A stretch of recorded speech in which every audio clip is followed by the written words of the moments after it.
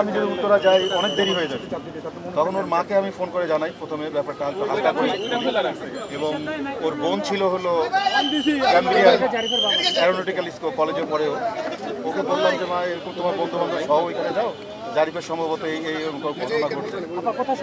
ও তখন ওর বন্ধু বান্ধব গিয়ে ওই অ্যাম্বুলেন্স অ্যারেঞ্জ করে ওরা এখানে আসে, আমিও এখানে আসি। পরে এখানে আমি যতক্ষণ ছিলাম ও আসার আগ পর্যন্ত এখানে সিট বুক হয়ে গেছে। তারপরে আমরা পরে প্রথম রাতটা আমরা ঢাকা মেডিকেল রাখছিলাম, ওখান থেকে সেই দিনই রাতে ওর অবস্থার অবনতি হয়। পরের দিন সকালবেলা মানে 22 তারিখে সকালে আমরা এই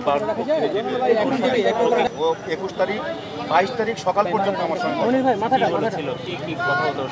কথার মধ্যে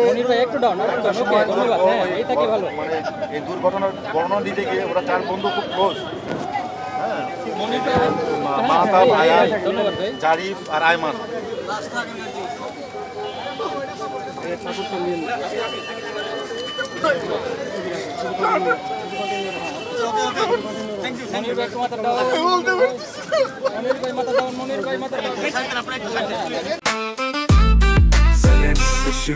जेनेक्स से शिफ्ट करो, लाइफ के लिफ्ट करो।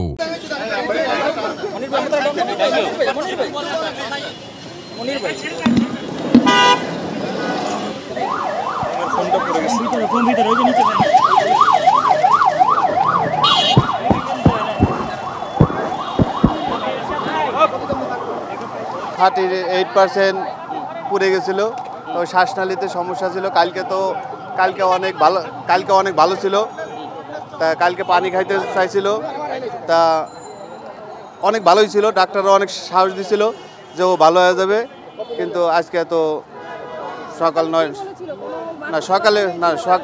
সকালে কোনো কথা হয় নাই, কালকে হয়েছিল।